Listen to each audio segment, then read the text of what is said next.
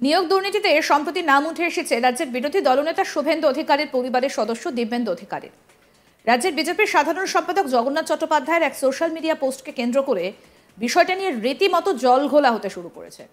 নিয়োগের ক্ষেত্রে দিব্যেন্দু অধিকারী সুপারিশ করেছিলেন বলে দাবি করা হয়েছে জগন্নাথের পোস্টে। সূত্রের খবর, এই পোস্টের প্রেক্ষিতে পাল্টা আইনি নোটিশ দিয়েছেন দিব্যেন্দু।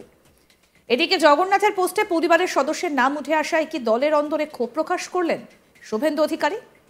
জেনে নেওয়া যাক এই বিষয়ে কি বলছেন বিজেপির প্রাক্তন সহসভাপতি রাজকমল পাঠক। তার সঙ্গে কথা বলেছিলেন আমাদের প্রতিনিধি স্বপন। আসুন শোনাই। শুভেন্দু অধিকারী, যিনি রাজ্যের বিরোধী দলনেতা এবং তৃণমূলের বিরুদ্ধে তাকে বিভিন্ন জায়গায় মানে রাজ্যের বিভিন্ন প্রান্তে তাকে ঘুরে বেড়াতে দেখা যাচ্ছে, তাকে আন্দোলনে একদম মুখ্য ভূমিকায় লক্ষ্য করা যাচ্ছে। এই ঘটনার পর তার ভাইয়ের নামও সেখানে রয়েছে, পুরো লিস্টের একদম প্রথম নামটাই দিব্যেন্দু অধিকারী, এবং সেটা জগন্নাথ চট্টোপাধ্যায় পোস্ট করছেন। আমার বক্তব্য হচ্ছে, এই ঘটনার পর শুভেন্দু অধিকারীর কি কোনো রকম প্রতিক্রিয়া দলীয়ভাবে এসেছে? মানে দলের অন্দরে কোনো রকমভাবে তিনি ক্ষোভ প্রকাশ করা বা কোনো বক্তব্য বলা, সেরকম কি কিছু এসেছে? দেখুন, মানে সেটা যেটা হচ্ছে দলের মানে অন্দরমহলে যেটা হবার হচ্ছে, সেটা আমি জগন্নাথ চ্যাটার্জির মতো আমি আপনাদের মিডিয়াতে বলতে পারবো না, সেটা উচিত নয়।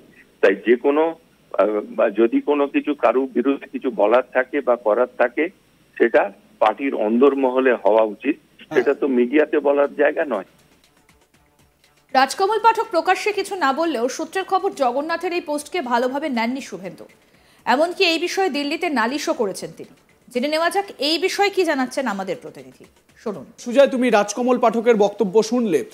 তিনি কিন্তু এটা বললেন যে মানে শুভেন্দু অধিকারীর ভাইয়ের নাম যেমন সবার ওপরে।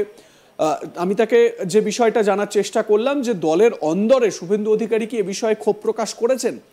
তিনি বলছেন যে দলে যা হওয়ার হয়েছে দলের অন্দরে হয়েছে, আমি মিডিয়ায় কিছু বলবো না।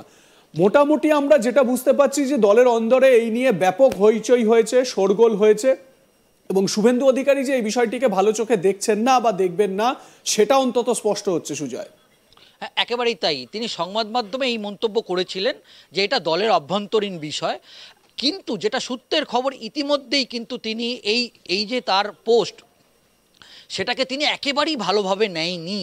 এবং আমরা দেখেছি শুভেন্দু ঘনিষ্ঠ নেতারা তারা যদিও প্রকাশ্যে সংবাদ মাধ্যমের সামনে মুখ না খুললেও বলা যেতে পারে তারা কিন্তু অন্যভাবে তারা একেবারে খুব উগরে দিচ্ছেন যে কেন 2026-এর বিধানসভা নির্বাচনের আগে এই ধরনের একটা ফাউল করলেন।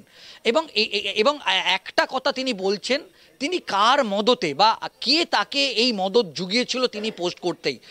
এবং আমরা যেটা জানতে পাচ্ছি ইতিমধ্যেই শুভেন্দু অধিকারীও কিন্তু দিল্লিতে একটি নালিশ করেছে বলে আমরা জানতে পারছি। এবং এই মুহূর্তে শুভেন্দু অধিকারীও এই বিষয়টাকে যে ভালোভাবে নিচ্ছে না সেটা কিন্তু বোঝা যাচ্ছে। এবং আমরা যেটা সূত্রের খবর আমরা জানতে পাচ্ছি যে এই পোস্ট করার পরই দিব্যেন্দু অধিকারী তিনি নিজে স্বয়ং শুভেন্দু অধিকারীকে ফোন করেছিলেন।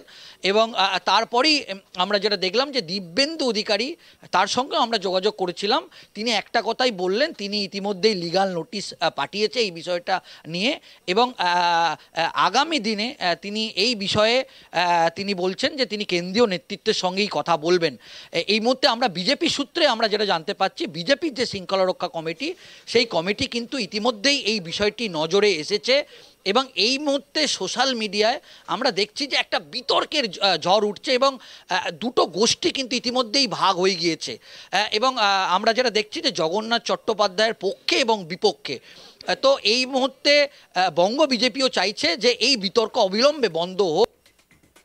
জগন্নাথ চট্টোপাধ্যায়ের পোস্টে নাম রয়েছে বিজেপি নেত্রী ভারতী ঘোষেরও, আর তার প্রেক্ষিতে জগন্নাথের বিরুদ্ধে আইনি নোটিশ দিয়েছে ভারতীয়।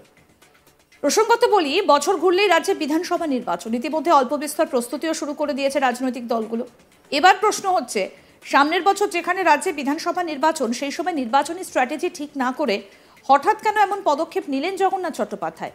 তবে কি এর নেপথ্যে বিশেষ কোনো উদ্দেশ্য রয়েছে? এর নেপথ্যে কি আরও কোনো বড় মাথার মদত রয়েছে? নির্বাচনের আগে কি কোনো রকমভাবে দলবদলের পরিকল্পনা রয়েছে? সোশ্যাল মিডিয়াতে এই নিয়ে ইতিমধ্যে চর্চা শুরু হয়ে গিয়েছে, যদিও শেষ পর্যন্ত কি হয় তা অবশ্য সময়ই বলবে।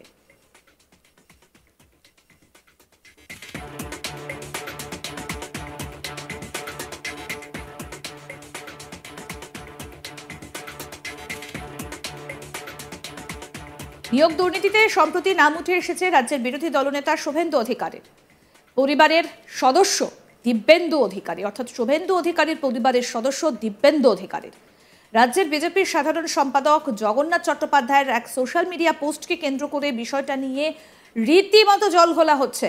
নিয়োগের ক্ষেত্রে দিব্যেন্দু অধিকারী সুপারিশ করেছিলেন বলে দাবি করা হয়েছে জগন্নাথের পোস্টে। সূত্রের খবর, এই পোস্টের প্রেক্ষিতে পাল্টা আইনি নোটিশ দিয়েছেন দিব্যেন্দু। এদিকে জগন্নাথের পোস্টে পরিবারের সদস্যের নাম উঠে আসায় কি দলের অন্দরে ক্ষোভ প্রকাশ করেছেন শুভেন্দু অধিকারী? এই বিষয়ে কি বলছেন বিজেপির প্রাক্তন সহসভাপতি রাজকমল পাঠক? আসুন আরেকবার শোনাই। শুভেন্দু অধিকারী, যিনি রাজ্যের বিরোধী দলনেতা এবং তৃণমূলের বিরুদ্ধে তাকে বিভিন্ন জায়গায় মানে রাজ্যের বিভিন্ন প্রান্তে তাকে ঘুরে বেড়াতে দেখা যাচ্ছে, তাকে আন্দোলনে একদম মুখ্য ভূমিকায় লক্ষ্য করা যাচ্ছে। এই ঘটনার পর তার ভাইয়ের নামও সেখানে রয়েছে, পুরো লিস্টের একদম প্রথম নামটাই দিব্যেন্দু অধিকারী, এবং সেটা জগন্নাথ চট্টোপাধ্যায় পোস্ট করছেন। আমার বক্তব্য হচ্ছে, এই ঘটনার পর শুভেন্দু অধিকারীর কি কোনো রকম প্রতিক্রিয়া দলীয়ভাবে এসেছে? মানে দলের অন্দরে কোনো রকমভাবে তিনি ক্ষোভ প্রকাশ করা বা কোনো বক্তব্য বলা, সেরকম কি কিছু এসেছে?